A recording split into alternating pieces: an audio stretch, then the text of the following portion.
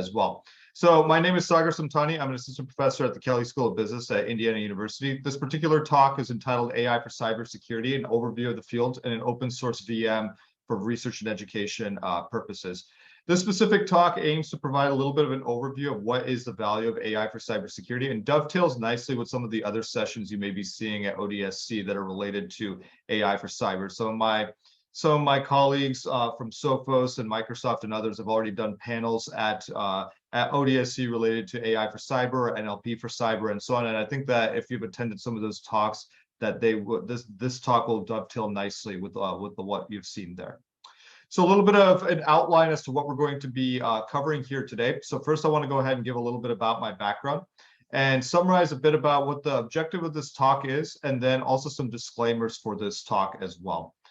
Then I'm going to spend a little bit of time, about 15 to 20 minutes, talking about an overview of AI for cyber. These are often terms that we hear that are separate from each other, but how do they actually intertwine, and what is the actual value of AI for cyber?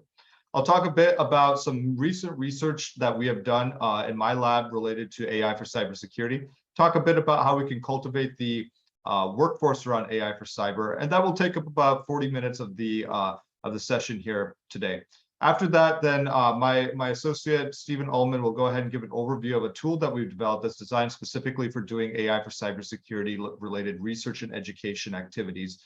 And this tool is an entirely open source tool that we hope to make available to the community as well as seek feedback from the community too. And we'll go ahead and conclude with some questions, and it'll open it up for discussion as well. Okay. So a little bit about my background and who I am and how I came upon this particular subject. So I am currently serving as an assistant professor in the Operations and Decision Technologies Department at the Kelley School of Business at Indiana University. I got all of my degrees from the University of Arizona, my bachelor's, master's, and PhD. During my time at the University of Arizona in the PhD program, I served as a National Science Foundation Scholarship or Service Fellow, an SFS Fellow. And the SFS program is a program that's designed to help train the next generation of cybersecurity professionals. And I was funded specifically by the SFS program through the Artificial Intelligence Lab at the University of Arizona. So during my time at the Artificial Intelligence Lab, I really got a great exposure in terms of modern AI-enabled analytics techniques such as machine learning, deep learning, network science, and others, with specific applications into the cybersecurity domain. So talking about things such as cyber threat intelligence, starting to look into areas such as vulnerability assessment and others.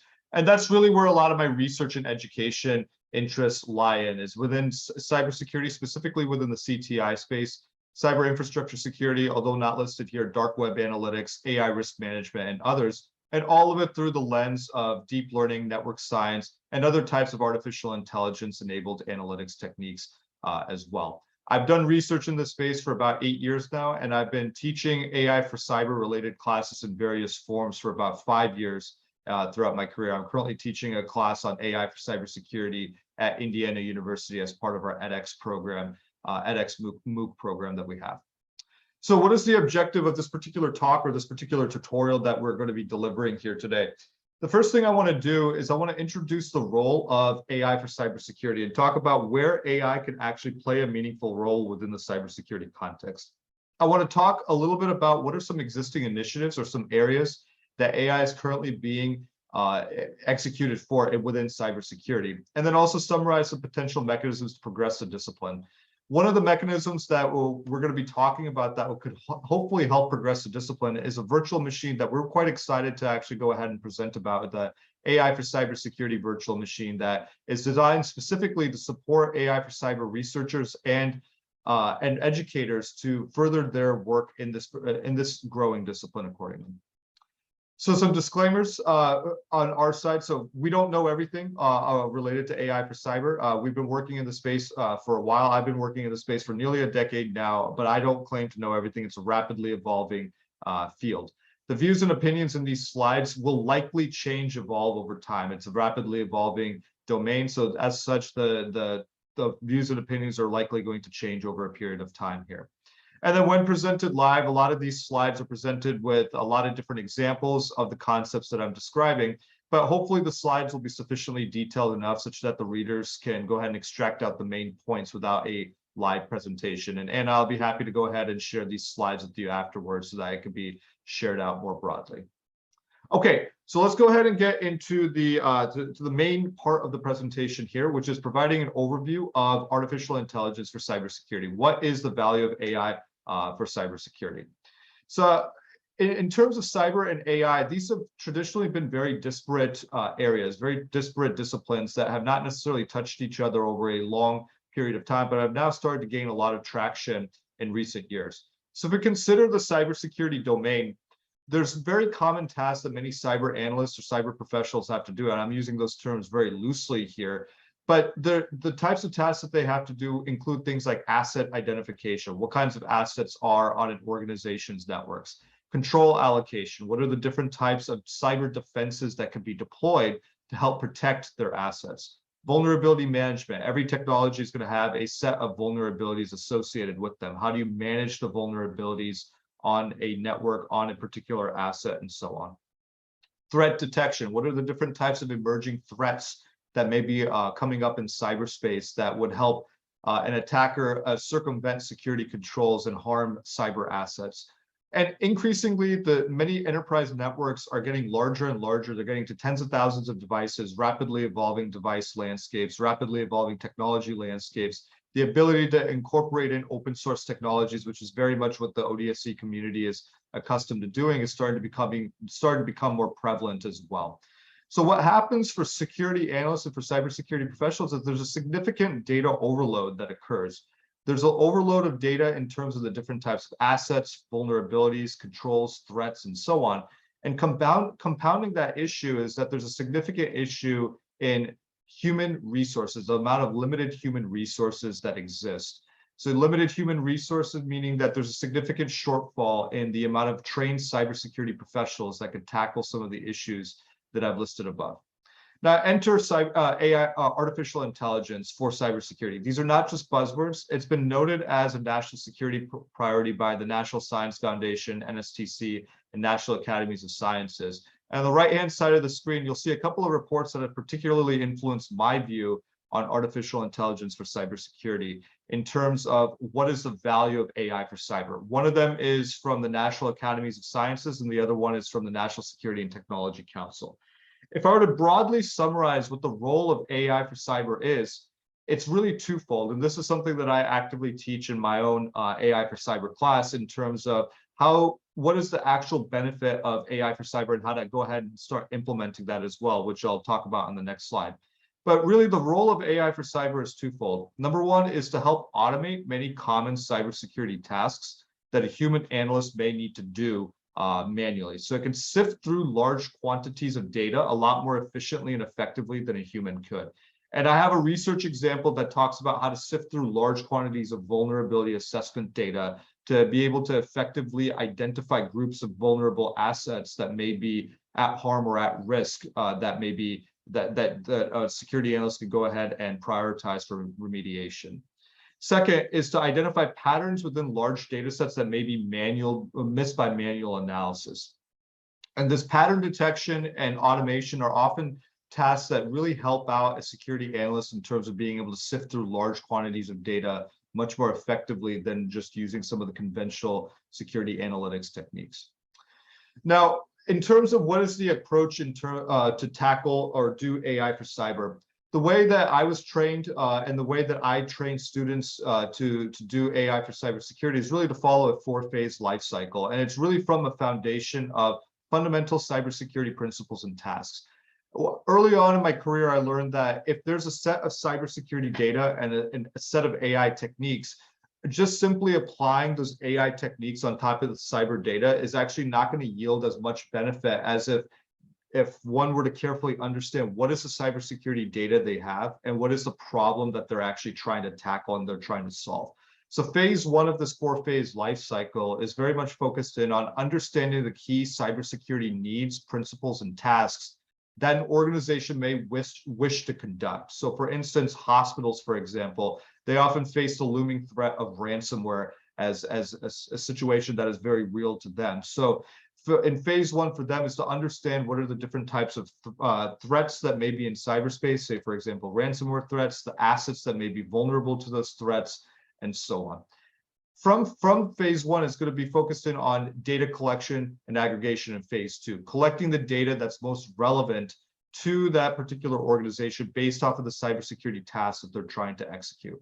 And in the next couple of slides, I'll talk quite extensively about different types of data sources that are available within the context of cybersecurity.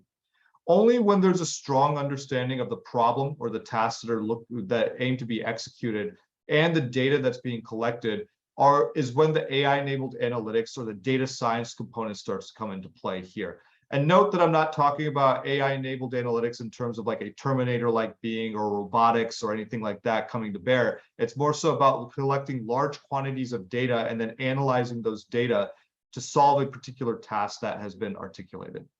And then finally is the intelligence usage and dissemination. After you've gone ahead and derived insights from the data that you have collected using or adapting AI-enabled analytics techniques, how do you use those insights? How do you disseminate those insights? How do you go ahead and leverage those to help effectively make cybersecurity decisions?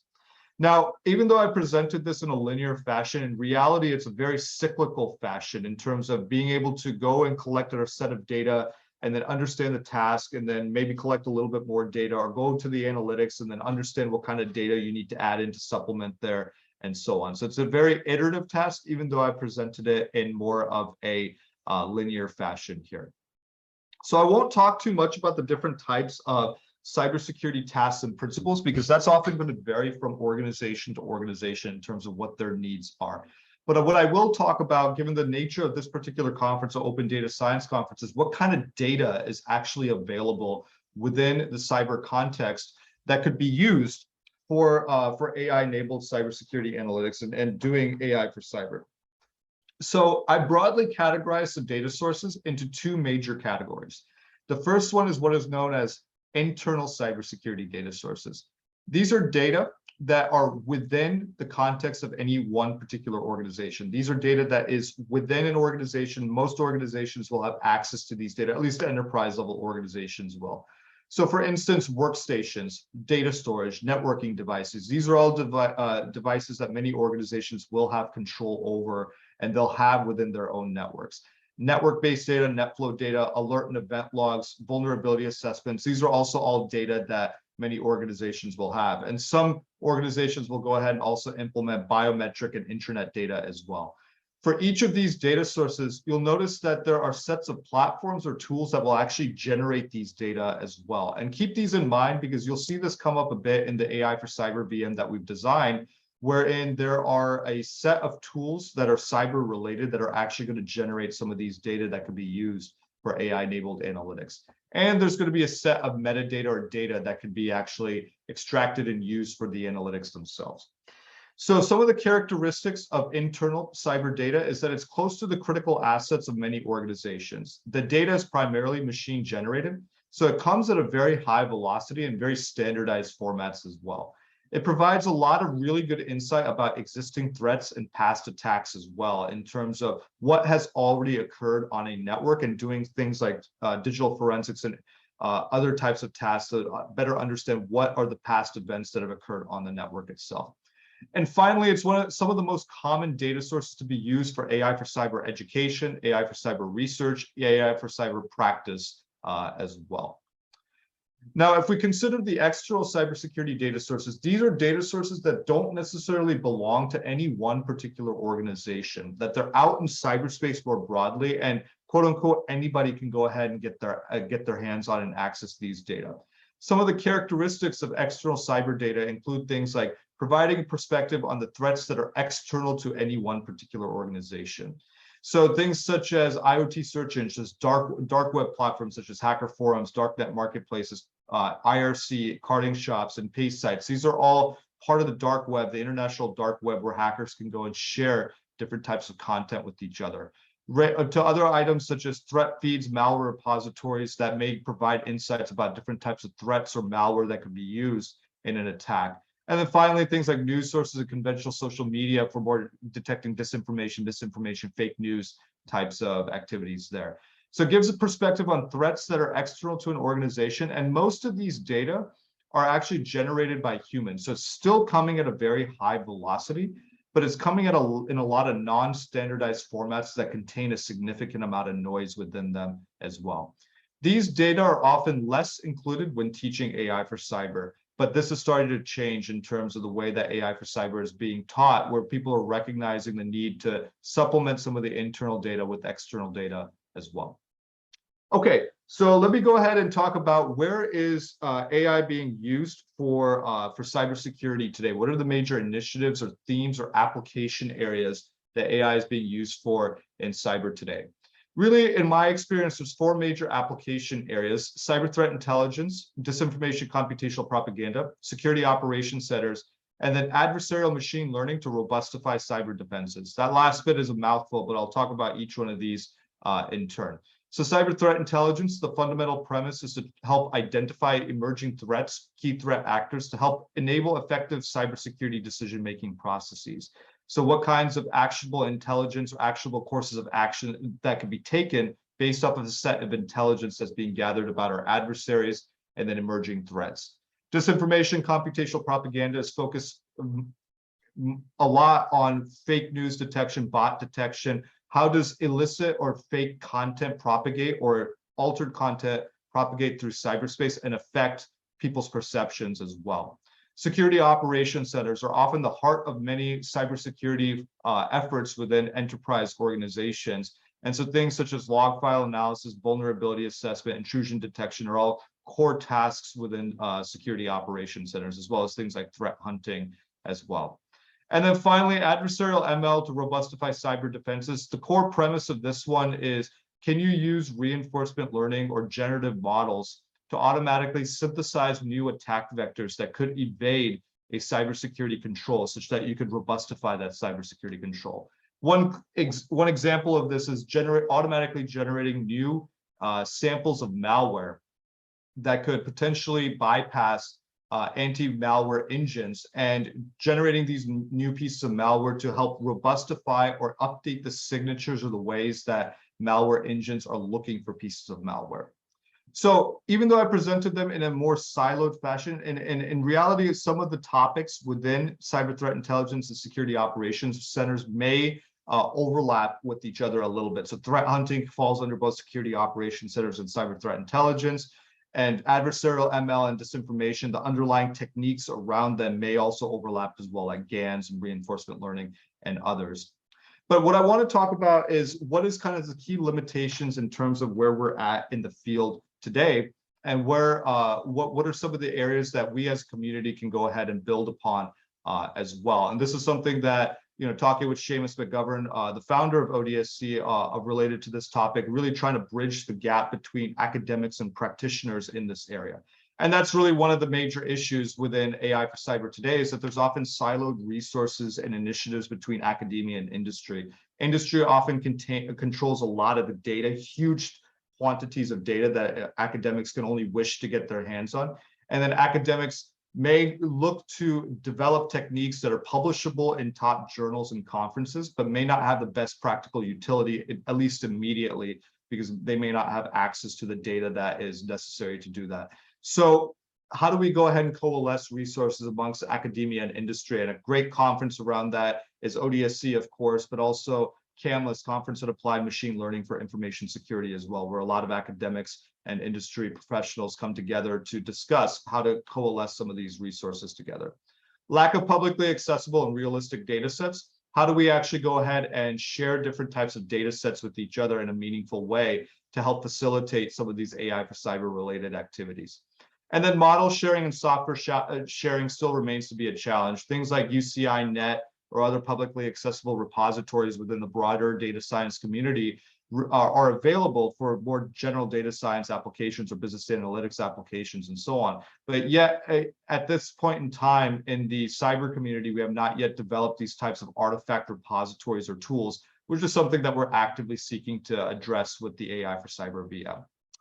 So this leads itself to a lot of different education and research opportunities. So there's many education and research opportunities around different types of cyber applications and data, including things such as different emerging application areas, emerging data sources, refined data representations for AI models to operate off of, to more advanced AI methods that are specifically designed for the characteristics of cyber data, including things like multi-view analysis, multimodal analysis, explainable interpretable techniques, human AI interfaces, and leading into, can AI actually take the role of a cyber analyst to do some of the tasks that those analysts typically do on a manual basis, like fully automate the job there. So automated cybersecurity protections or predictions, excuse me, AI-enabled cyber defense and resiliency, to just being able to support as good decision support systems with visualizations and dashboards.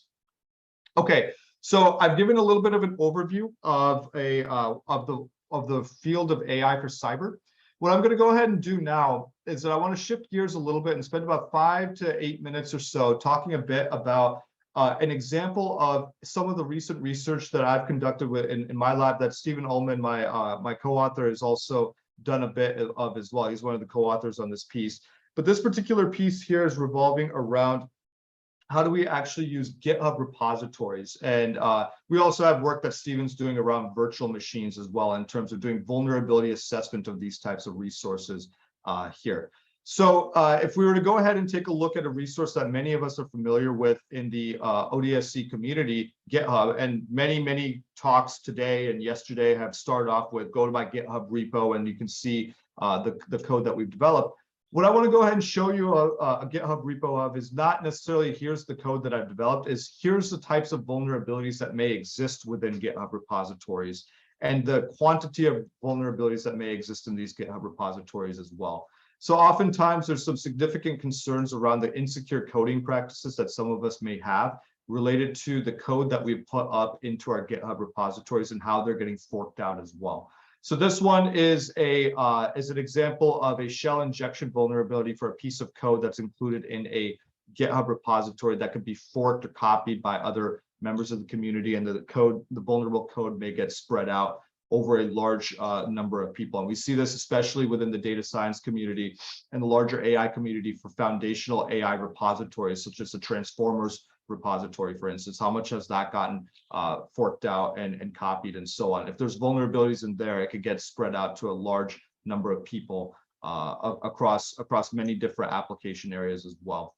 So to date, there's been a lot of different vulnerability assessment scanners that exist. So there's general purpose vulnerability scanners, web application scanners, network traffic scanners, code analysis scanners, and others as well.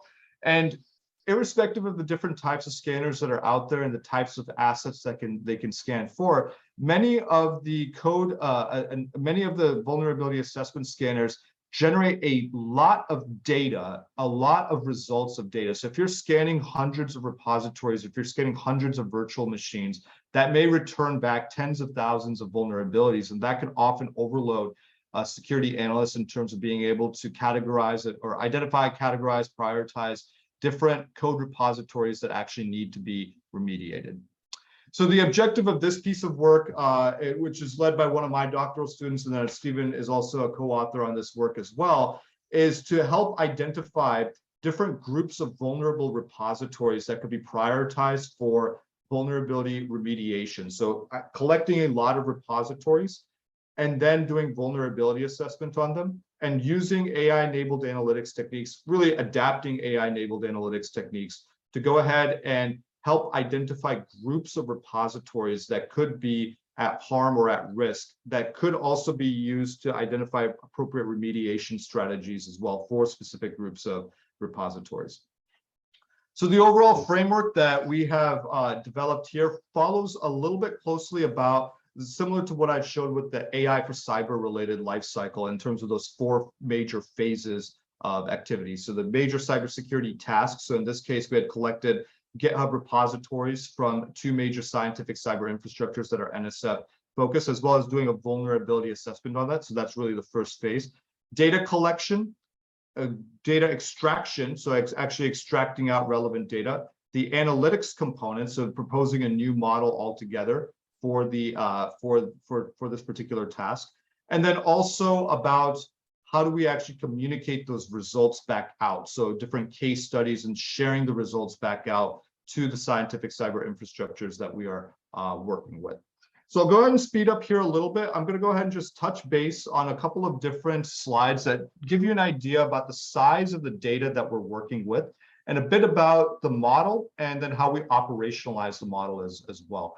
So you can see some of the data sizes that we're working with. And by the way, I'm happy to work with anybody in the audience here to do the similar type of vulnerability assessment for your GitHub repositories that you may be using for your own application areas as well. So the data collection size we have of about 2,800 repositories from about 5,000 different distinct users, totaling about 390,000 commits and about 2,000 forks across both of the scientific cyber infrastructures that we have. Primarily, a lot of these data are in C++ and Python. So that's the languages that we're most familiar with in terms of doing vulnerability assessment on. And we use a series of vulnerability assessment tools that scan for different types of vulnerabilities, including secrets like open API keys and usernames and passwords and so on. It's shocking how many of those are just publicly accessible and can be accessed easily. Insecure coding practices and specific attack vectors as well.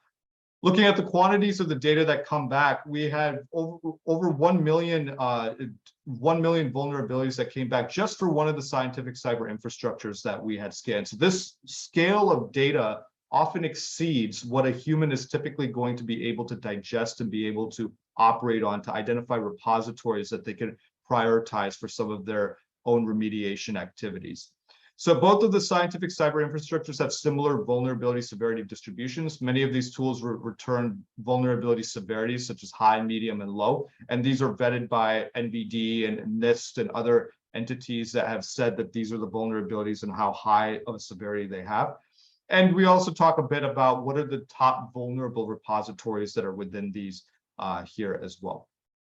Okay, so I'm going to go ahead and get a little bit more technical here just for a couple more minutes and then get into some illustrations about what are some results from the technical procedures that we had developed. So GitHub follows a bipartite network structure that can be projected into two monopartite networks. So we've constructed a bipartite network structure wherein the graph has two sets of nodes. The first set of nodes is the users that have contributed to a repository. And second set of nodes is the repositories themselves. So we create the connections between the users and the repositories, and we've gone ahead and identified the relationships between them based off of if they've committed to or contributed to a specific repository. We've then gone ahead and projected the bipartite network into two monopartite networks, one for users and one for repositories. And given the fact that we're focused primarily on the vulnerable repository side, we use the vulnerable repositories for the analysis. Just as an FYI, we use Network X for most of these analytics. I think we're transitioning a bit over to iGraph as well. And I understand that there's also Neo4j and Gephi that's also attending this particular conference as well. This type of network representation can also be developed using those tools too, of course. Okay. So with that, after we have a graph representation, we can go ahead and produce graph embeddings to help identify, help produce low-dimensional vectors that can then be used to cluster repositories and identify groups of repositories that have similar relationships and similar sets of vulnerabilities within them as well. So we've identified several different types of unsupervised graph embedding techniques because we don't have a ground truth set of data that could be used or adapted to some of the data characteristics that we have. So we identified TADW, GCAE, and GATE as possible methods to generate low-dimensional vectors without a ground truth data set, such that we can cluster them downstream, cluster those embeddings downstream to identify groups of repositories that could be prioritized. So I will go ahead and just go a little bit more quickly now in terms of some of the ways that we adapted the techniques. The idea is we took TADW and we adapted TADW, the text-associated deep walk, into a vulnerability-associated deep walk method. And the goal of VADW is that it accounts for how many vulnerabilities a particular repository has, as well as the severity of the vulnerabilities as well. So we incorporated in what's known as a vulnerability severity weighting approach. And the goal of this vulnerability severity weighting approach is that higher quantities of vulnerabilities that appear at a lower severity will get less of a priority when generating the embedding, as opposed to low severity or low quantity vulnerabilities that occur at a higher severity. This emulates how a security analyst would typically look at some of these vulnerability assessment results, wherein high severity vulnerabilities that occur at a lower quantity will often get prioritized when looking at a repository or at a particular asset. So the adaptation, you can see some of the notation here. I'll go ahead and just move a little bit more briefly through this. We basically adapted the objective function of the VADW technique to incorporate in a vulnerability feature weight matrix that does the severity weighting within it to identify those vulnerabilities and then weight them appropriately within the embedding generation process here. And again, I'll go ahead and make the slides available so that you can go ahead and see and peruse through the details a little bit more depth. So how to operationalize this? If one of you wanted to go ahead and actually use this type of technique for your own application area, the way that you could go ahead and operationalize something like this is that collect large amounts of GitHub data or collect your GitHub repository environment, scan it for vulnerabilities, construct the graph and produce the VADW embeddings, and then go ahead and input it into a cluster analysis set of methods to identify groups of vulnerable repositories.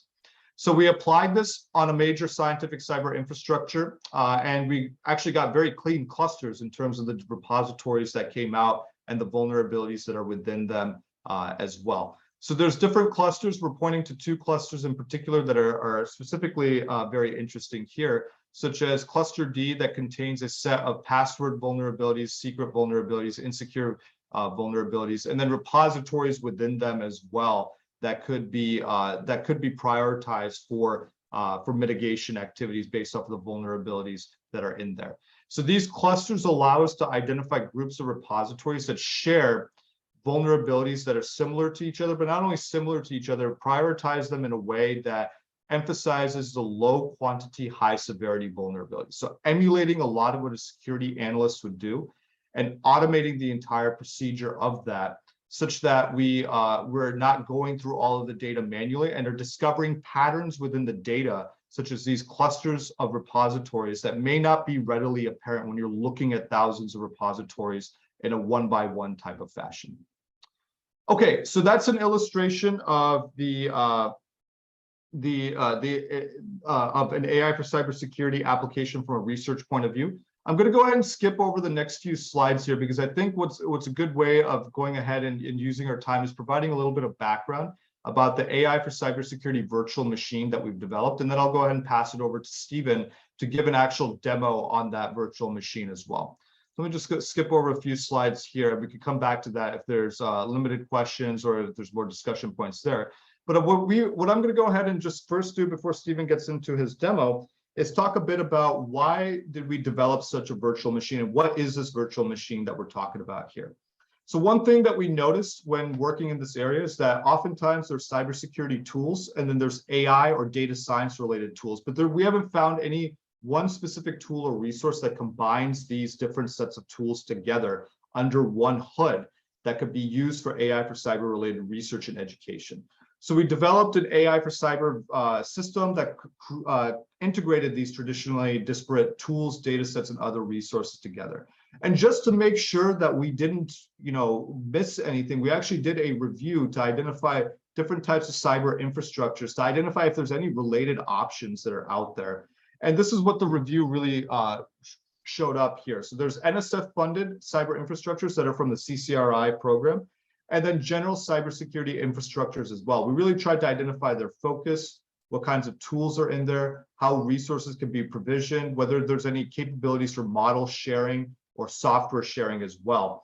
And some of the key observations and limitations that we noticed with some of these infrastructures is that they focus on various types of cybersecurity, but not so much on AI for cybersecurity analytics. That's something that wasn't touched on very much. The provisioning is on the user side there. There's no central infrastructure or cloud, and we're seeking ways to integrate this VM into more centralized infrastructure through NSF infrastructures and others.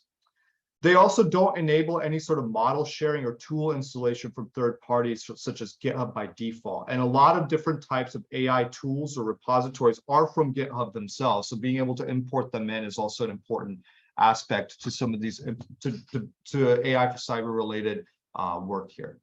So we aim to develop a VM that contained two major categories of tools: AI-based analytics tools, and then cybersecurity related tools as well. We developed the first version of this VM that could be used for cyber research and cyber education. And Stephen is actively using in cyber education and some of the classes that he's running at University of Arizona.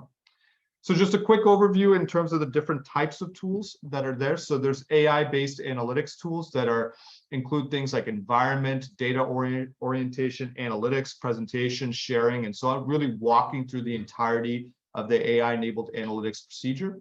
And then also cybersecurity related tools that are more data-centric and they're more data generating in nature as well. So not all cyber tools are within this, but there are more tools that are related to that actually generate large quantities of data that could be used for AI-enabled cybersecurity analytics.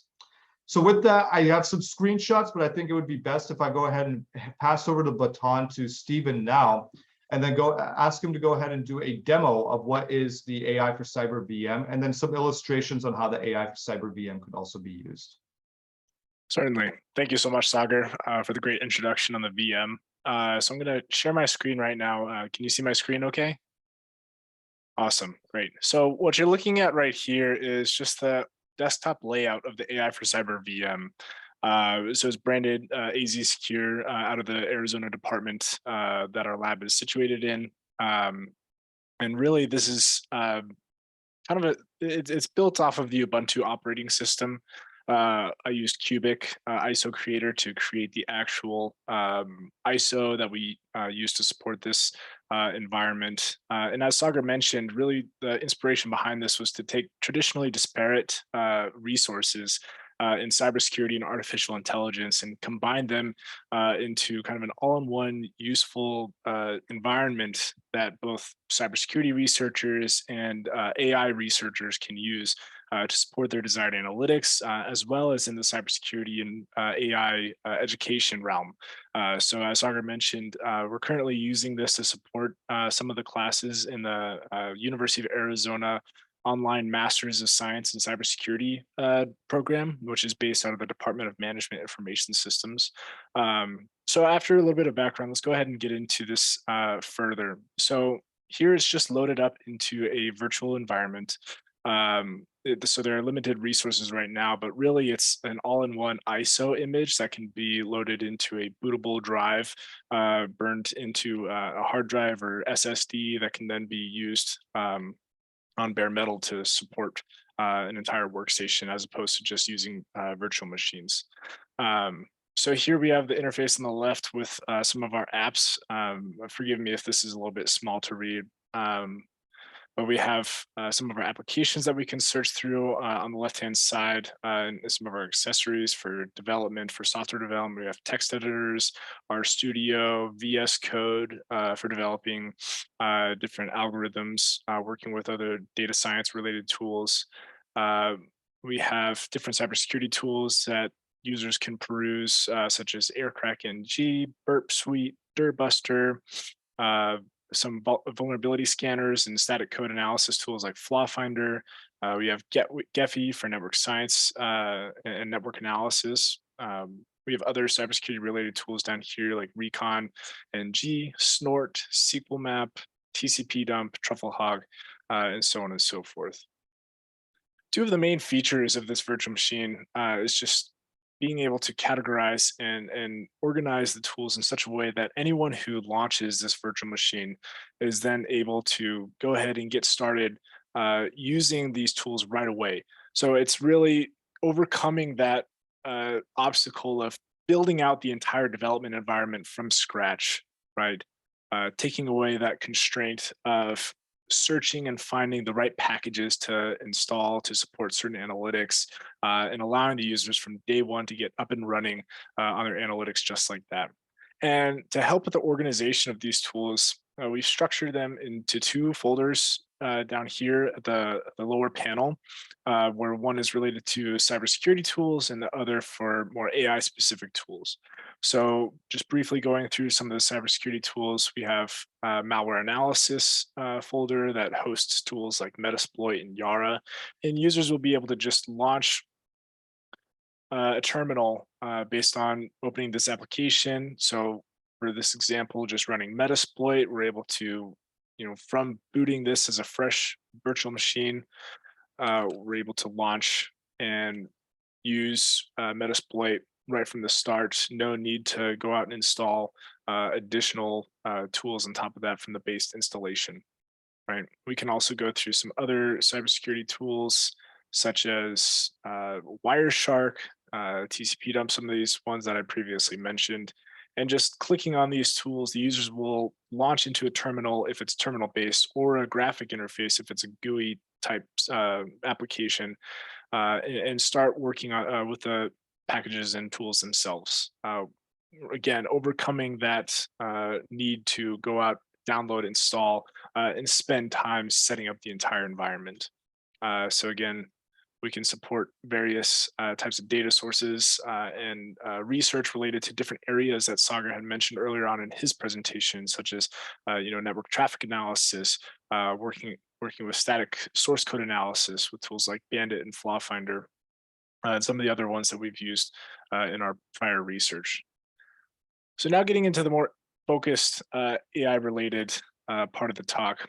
I've gone through a lot of the cybersecurity tools, and again, the emphasis of this machine was to provide that environment setup for AI-enabled analytics, so that users can just work with the tools as they're installed. So looking at first at some of the analytics folders, we have some software that support general analytics like Weka, RapidMiner Studio, and Gephi. We also have additional tools in code sharing, data manipulation, and data management. So we have MySQL Workbench and MongoDB Compass installed to work with relational and non-relational databases without the users going out and downloading the tools themselves and getting everything set up and configured, which can cause anyone in data science and working with software development knows that these dependency issues can really be quite a headache and really break environments and extend the timeline of a certain project, for days and potentially weeks, depending upon, what's occurred. The second part of the analytics portion is our specific AI-enabled Anaconda, or AI for Cyber Anaconda environment. So I've launched a terminal here, and really with developing deep learning algorithms, machine learning based algorithms, and running these analytics.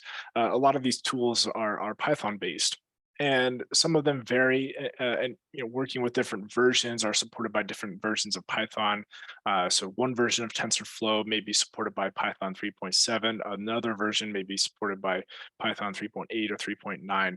So I wanted to build out a mechanism for users to create different environments, isolated virtual environments to work in, to bring these tools together and support certain outdated packages. And so Anaconda was one of the best tools that we've identified that we also have a lot of experience with, where we can build out these isolated virtual environments. We can load in all the packages that users need to support their analytics, and then they can go ahead and execute them and develop them in their development environment of choice, whether it's a text editor or an entire IDE, or working with Jupyter Notebooks, which will be the example I'll use today. So first, I want to go ahead and provide an overview of some of the packages that we've installed and put together in this AI for Cyber Anaconda environment. So just starting from the top, you can see that there's quite a few packages in here. I believe I can go ahead, perhaps I can zoom in, perhaps not. But we have certain packages such as NumPy, Pandas, scikit-learn to support data loading, manipulation, and conventional machine learning-based analytics. Right? We've put in tools such as NetworkX, StellarGraph, iGraph to support network science-related tasks. We have Jupyter Lab and Jupyter Notebook to support other development environments. We have Keras and TensorFlow in here. We have PyTorch and transformers to work with text analytics, building out image processing models, natural language processing models, and more. So without further ado, I'll go ahead and show an example of how a security researcher could use this. So I've launched a Jupyter notebook and put this together just as an example to show out of the box what the AI for Cyber VM could support for users getting involved, right? So a common task in vulnerability management research and even that something that has industry application would be classifying different vulnerabilities, right? So based on the textual descriptions of vulnerability records, can we identify or classify what type of vulnerability is based on data that we have? So in this notebook, I'm providing or importing certain packages that we'll use: TensorFlow, Pandas, NumPy. From TensorFlow, we have Keras, and then scikit-learn, and then matplotlib for some visualization. So first, I'm going to go ahead and load in the vulnerability data, right? And this just is a specific example, but different types of data sources or data sets can be imported. Network science related data sets, other categorical data sets can be imported, but for this one, we're just going to use some vulnerability data. And a little bit of background on this data: it's a sample collected from the Snyk vulnerability database. Snyk is one of the prevailing vendors of some vulnerability management solutions, particularly for software and Docker containers. And in this small data set or a small sample, I've included the overview, the vulnerability category, and then I've manually crafted the occurrence of the vulnerability category. So the overview, the textual description of the vulnerability, we have the vulnerability category, which is the class label, and then the occurrence. So how many times does this class label occur in the data set? So I'll go ahead and run in the load in the vulnerability using Pandas. So I'm just using the read CSV function and loading it into a data frame. And here we just have a short display of the data frame itself. So we have 23,000 records, or just over 23,000 records in our data set. We've got the textual description for each of the vulnerabilities, the category right here. So this one would, for example, would be denial of service. And then we have an occurrence. So at the upper end, we have the denial of service vulnerability that's occurring just around 5,000, or we have 5,000 records that are of denial of service vulnerabilities. And then we have at the lower end 1,421 null pointer dereference. So this just denotes the minimum and the maximum of the vulnerability records and classes that are in the data set. So next, in supporting our analytics, we have these categories, but in order to classify them, first we need to convert the category, the string category, into an integer.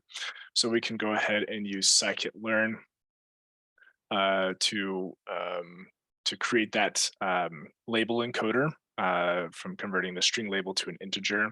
And I've gone ahead and just printed out the number of classes overall. So there are 9 classes of vulnerabilities in this small data set sample. We've got denial of service, out of bounds, vulnerabilities, improper input validation, cross-site scripting, information exposure, out of bounds read, access restriction bypass, null pointer dereference, and things of that nature. So after creating the vulnerability category labels, we can print out the data frame again, and we have this new attribute, which is the integer label, or the transformed label. Then to support the classification, we need to convert these to a one-hot encoding of the class label.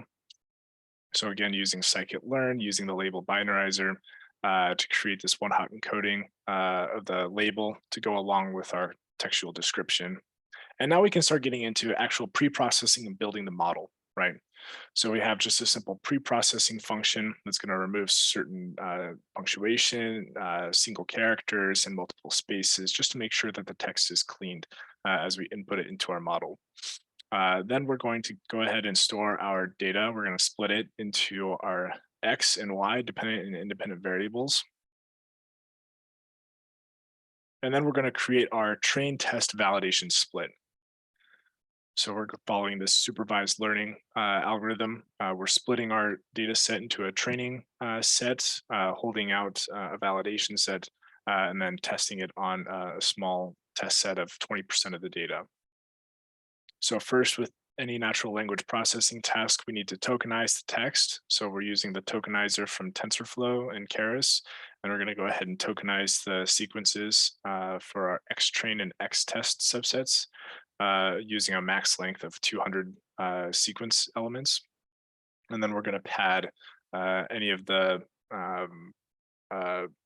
descriptions that fall under this maximum length of 200 elements. For this example, we're going to create glove embeddings from the tokens. So to input into deep learning models, we need to create machine readable or transform our data into machine readable format. So we then follow this embedding, one of the popular embedding schemes, which is glove embeddings, global vectorization. Now, working with TensorFlow and Keras, after we build our predictive model and train it and test it, we need to evaluate the performance. With TensorFlow and Keras, they provide accuracy as a metric, but we need to go ahead and initialize recall, precision, and F1, other standard benchmark classification evaluation metrics. So we're going to go ahead and use these functions to initialize them. And now we're going to build our model. So for this, we're going to use a very popular natural language processing algorithm, a bidirectional long short-term memory network.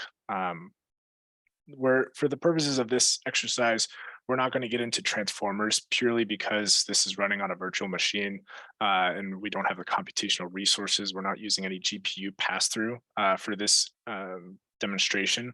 But in theory, installing this ISO onto its own hard drive would support any form of GPU accelerated computing. So anyone would be able to take this, launch or burn it to a hard drive, boot from the hard drive, and then adopt some of the state-of-the-art algorithms in pre-trained language models like BERT, Roberta, transformer-based models that have a lot of training parameters and require a lot of computational resources.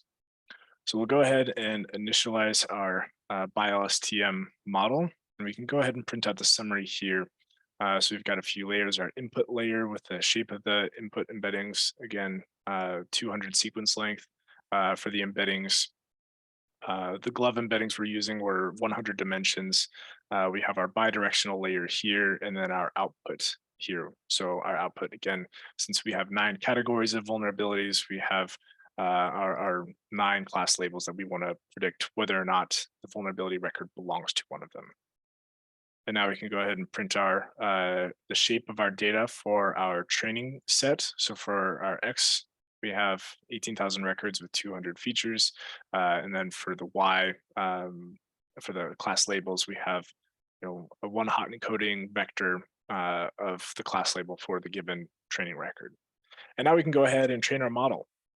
So this will take a minute or two to process. We're just going to run this for 5 epochs with a batch size of 128 records.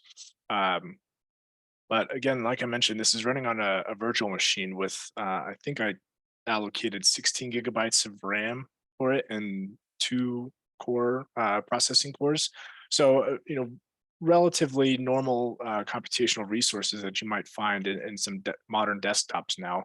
But overall, it's still running, relatively quickly, taking a little bit of time, sure.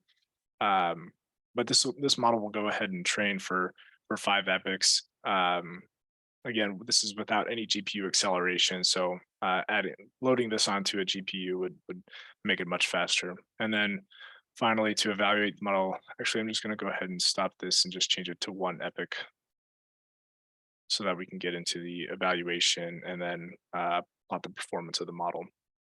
So we can look here at the live performance as it's training. The loss is at 1.2, but starting to decrease. The accuracy around 0.54 or 55%, but still starting to climb steadily. And over the larger number of training epochs, we would anticipate that, yes, the accuracy would improve as the model learns the appropriate weights based on the input and the calculating the loss and adjusting the weights through backpropagation. So once this finishes running, we'll go ahead and evaluate the model where we're just testing it on our holdout data sets for our X test and Y test. We'll provide the test loss, the accuracy, precision, recall, and F1 score for this. So it's getting close to finishing, and then we'll run the evaluation and plot the performance. But really, while this is finishing training and evaluation, this is just one example, like I mentioned, of using some security-related data and building a model for a common application of classifying different categories of vulnerabilities. Again, this can be adapted, changed to support different preferences in development environments, and using different tools such as PyTorch, in contrast to TensorFlow and Keras to support different types of models. I know for BERT and using Hugging Face, they'll most likely use PyTorch and require that dependency to be installed. So here, these are small plots. It's not really showing much because I dropped the training down from five epochs to 1, but here it would show the curve of the performance. So as the training time increases, likely the model accuracy would improve and increase, and then same with the model loss. But we can look at our initial evaluation results. So test accuracy of 62%, precision of 74%, overall F1 measure of 57 is okay, but it's above the baseline, which would be around 22%, which is 5,000, almost 5,000 over 23,000. So again, using this as an example, it's beating the baseline prediction, hitting about 62% accuracy, and there's more training we could do, but I just hope this showcases nicely what the capabilities of this virtual machine are, and how a user could use this, and security researcher could use this in the context of working with their security related data, feeding it into a predictive analytical model from the ground running without having to work with environment manipulation and setup, and work with certain dependency constraints. So with that, I'll go ahead and pass it back over to Sagar. Yeah, thanks, Stephen, for the demo there. So let me go ahead and share my screen again and just add in a couple points related to the virtual machine. So the way that we had set up the virtual machine as well is designed to help support different categories of users that may be at different levels of skill set as well. So folks that may be a little bit more inclined to develop their own deep learning models will have the ability to do so with some of the inbuilt packages, or some of the packages that we've installed, like TensorFlow and Keras and PyTorch and so on. But for folks that may be squarely within the cyberspace, that are looking for ways to implement AI-enabled analytics techniques without having to learn the coding behind it, there's also GUI-based tools that are incorporated in there as well. So that's the kind of a little bit more of the rationale as to why we've incorporated multiple sets of tools that may have the same sets of functionalities within them, is to support different types of users that may be interested in using the VM. Now, there's also different ways of being able to download additional repositories or sets of content that are that may not be inbuilt into the VM itself. So we recognize that the cyber community, and then the AI community especially, are very much focused on developing new sets of content and tools that will be helpful for their own tasks that they're interested in. So the top screen illustration shows the way that we can go ahead and download different types of cybersecurity related data or repositories that may be relevant to a particular set of analytics techniques or a set of tasks that somebody may wish to do with AI for cyber. So as of right now, the VM has been used in multiple courses or multiple class sessions that Stephen has been teaching at the University of Arizona related to cyber warfare. So it's been used for, I think this is the second semester that it's going to be used now, Stephen, in the cyber warfare class, if I understand correctly. Third, actually, this is the third semester. So third semester that VM is going to be used, and it's gotten very positive reviews and feedback from students so far, in terms of a way that will actually coalesce a lot of these tools that they have to go out and do a lot of these downloads and searches for themselves. So supporting multiple different types of lab exercises within those courses. Currently, the current state of this right now, for those of you who may be interested in accessing a VM such as this, is that we're looking for ways to deploy this on more public cloud infrastructure environments, such as Jetstream or Cybers or other types of cloud infrastructures that will support the loading of custom-built VMs as well. And once those become more available, then we'll go ahead and provide that link out to the community as well and roll this out on a larger scale. So we're still doing a little bit of internal testing to make sure that it's stable, supporting different types of use cases, and then going ahead and rolling it out on a larger basis as well. But this gives an idea in terms of some of our efforts to help build this out a little bit further as well. Okay, so let me go ahead and just go back to one slide here that I want to talk about before we go ahead and open it up for questions related to some of the content that we've gone over. What we've talked about here has covered really a lot of the conceptual related content for AI for Cyber, talking about what is the value and overview of AI for Cyber, really who cares about it from a national point of view and how many organizations are starting to turn to it. A lot of the processes behind conducting AI for Cyber, including different types of data, where the AI for Cyber is currently being applied or leveraged in cybersecurity, so cyber threat intel, robustifying cyber defenses and others. But really, we're at the starting point for the discipline, in my opinion. I think that there's been some early work in like spam detection and phishing detection and so on that's occurred over the last 10 to 12 years. But in the grand scheme of things, the discipline is still fairly young in nature. So it's incumbent upon the cyber community and then incumbent upon the data science community as well to help find the right blend and way of combining these types of techniques and application areas together in a very meaningful way. But not only that, but to also be able to progress the research that's being done in this area, and then also be able to report on what has been successful and what has been unsuccessful as well in terms of doing AI for cyber. So what I've gone ahead and done is that I've gone ahead and compiled a list of different venues where AI for cyber has been published before or presented before as well. And I'm hoping that next time that we present, we also incorporate an ODSC onto this slide as well. But there's different types of cybersecurity venues that are out there, such as IEEE S&P, CCS, USNIX, ISI, and others, and then workshops at these venues as well that are particularly accommodating towards AI for cyber related work. There's also practitioner-oriented venues as well. So the Cyber Defense Summit that's held by Mandiant or FireEye previously is a great venue. DEF CON AI Village is a fantastic place to submit some of your work. That there's a great set of people that are working at the DEF CON AI Village at the intersection of AI for cyber. And then Conference on Applied Machine Learning for InfoSec is also a great venue as well in terms of being able to submit some of your work there and get some good feedback on the practicality of how some of these AI for cyber research activities would actually play in terms of the value from a practice-oriented perspective. Then there's different types of computer science venues that are more machine learning oriented, but that are starting to lean a little bit into the cyberspace as well. So ACM KDD, I run a workshop there called AI-Enabled Cybersecurity Analytics, where we get a great host of people from Coinbase and Mandiant and Microsoft and Okta and many different organizations that are interested in developing AI for cyber.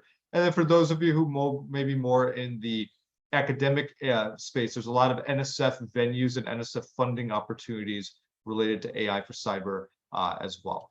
So let me go back to a final slide that I want to go ahead and communicate before we get into some questions here for the last part of the session here. Is AI and cyber have emerged as critical national priorities, and that the role of AI for cyber could help automate many prevailing tasks and then detect patterns that are often missed by conventional analyses as well. So AI and cyber is an emerging area, but there's not just buzzwords, there's actually an overlap between the two. And many folks that are working in this area as well and different themes of work too. So there's a lot of progress that's been made in AI for cyber, but there's also a set of limitations with the field right now that can be solved by this community and others. And our intent in terms of developing the AI for cyber VM is to help facilitate some of the technical infrastructure that could be used for AI for cyber applications, such as model sharing, data sharing, being able to consolidate the tools and resources under one hood, such that one doesn't have to go out and install and build everything by themselves or recreate the wheel multiple times as well, which is often a very labor-intensive process as well. With that being said, there's also a lot of opportunity that remains to help cultivate the next generation of AI for cyber working professionals as well in this particular area too, in terms of how do we actually build out tools, build out infrastructures, build out curricula to help out, but also facilitate a culture of code sharing and open data science around this topic of cybersecurity as well. So with that, I'll go ahead and stop sharing my screen. I think this is a great time to go ahead and open it up for questions. I think we have about 20 minutes left for questions here. And I think we could go ahead and open it up for questions. Anna, is the easiest way to get questions just through the Q&A feature here? Yeah, I already shared with the attendees. They can ask questions here in the Q&A chat or in the Q&A link that I shared. Okay. So yeah, please feel free to ask the questions. We just have one question in a Q&A chat link about the repo. Yeah, so definitely sharing the repo. We have no problem in terms of sharing the repo itself. I think that just give us a little bit of time to make sure that we have cleaned up the things on our side, done some internal testing, and then we'll go ahead and share the virtual machine out in a larger format. So stay tuned on that. We'll go ahead and communicate with Ruby in particular in terms of sharing this out to the larger community. Good. Other questions? Let's probably wait around 2 minutes. Okay, So, no problem. yeah, please feel free to ask the questions.